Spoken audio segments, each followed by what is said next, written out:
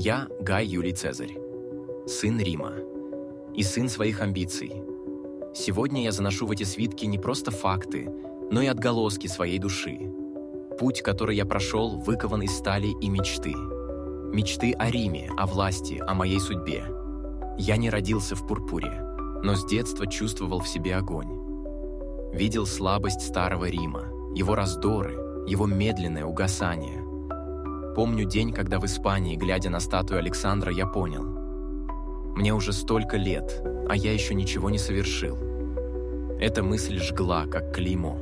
Мой путь лежал через служение богам и народу, через политику, через кровь. Я учился у лучших, плел интриги, заключал союзы. Но по-настоящему мужчина познается не в слове, а в деле. И мое дело ждало меня на севере. Галлия.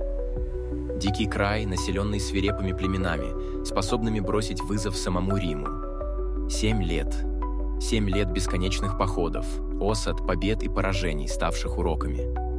Мои легионы, 10-й, 7-й, они стали моим продолжением, моим кулаком. Мы прошли через горы и реки, снег и грязь. Мы учились у врага и превосходили его. Помню, как однажды ночью, под проливным дождем, мы форсировали реку, чтобы застать врага врасплох. Солдаты роптали, но их глаза горели верой в меня.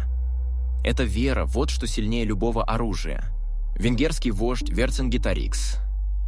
Он был достойным противником. Хитрым, отважным, способным объединить разрозненные племена. Битва при Алезии. Это была шахматная партия, где фигуры были живыми людьми, а ставка – будущее Рима.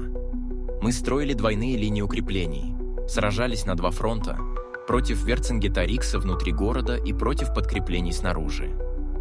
Дни и ночи без сна. И когда, наконец, галлы сложили оружие. Это был не просто триумф.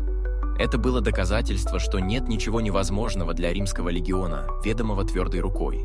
Галлия теперь наша. Не просто земля, но и щит для Рима.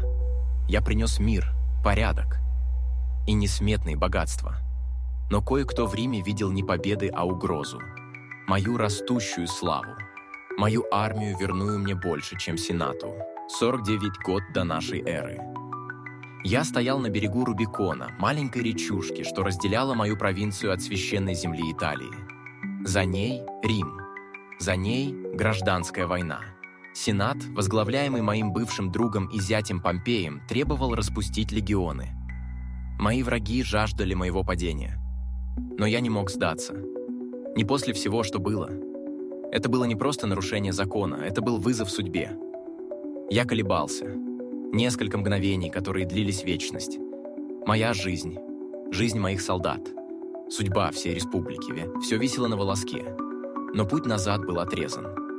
Я услышал в себе голос, древний голос Рима, призывающий меня к действию. Я произнес слова, которые стали моим девизом, моей судьбой. «Алеа якта эст». Жребий брошен. Мы перешли реку. Не было пути назад.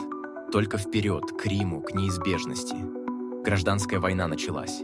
Война с Помпеем была не просто борьбой за власть. Это была борьба за душу Рима. Я не хотел кровопролития, но судьба решила иначе. Битва при Фарсале. Мои ветераны против превосходящих сил Помпея. Стратегия, дисциплина, вера – вот что решило исход. Он бежал, но я не торжествовал. Победа над согражданами – это всегда горький триумф.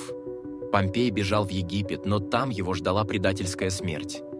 Я последовал за ним и оказался в самом центре дворцовых интриг. И там я встретил ее. Клеопатра.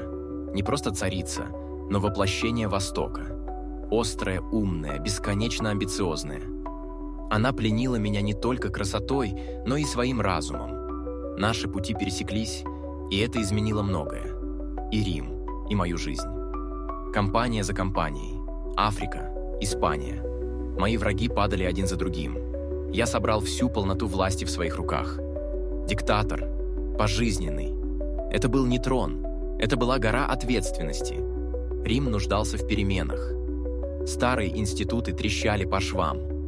Я начал реформы, календарь, который мы используем и поныне, распределение земель ветеранам, масштабные строительные проекты. борьба с коррупцией.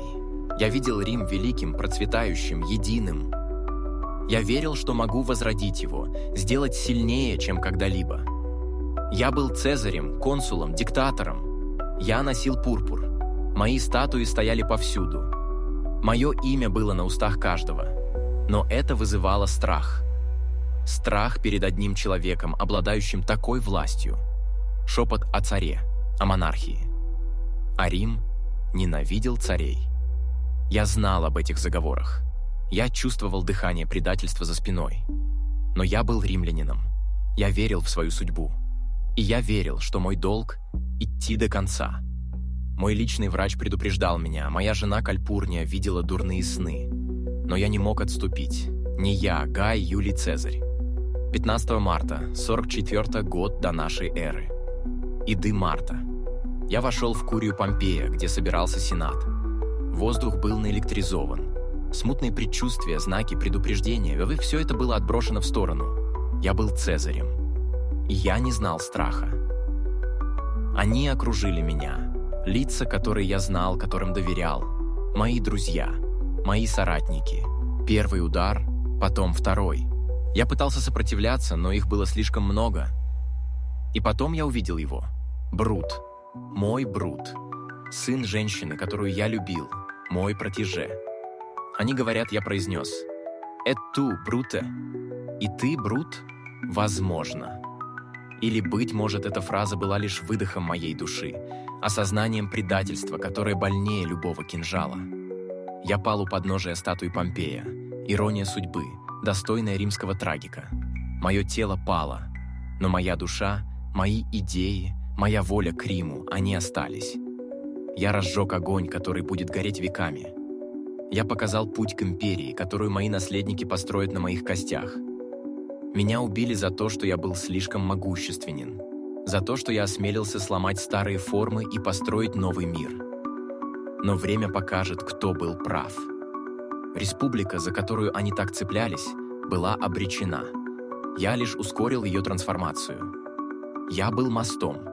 Мостом между Старым Римом и его будущим величием. Моим именем будут клясться императоры. И даже после смерти я, Гай Юлий Цезарь, буду править вечным городом. Мой жребий был брошен, и он выпал так, как я желал.